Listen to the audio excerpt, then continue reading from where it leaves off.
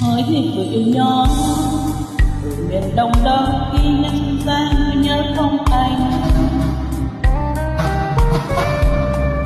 Trên đường thanh thang lần đầu gần nhau em là mình mang một ly ta.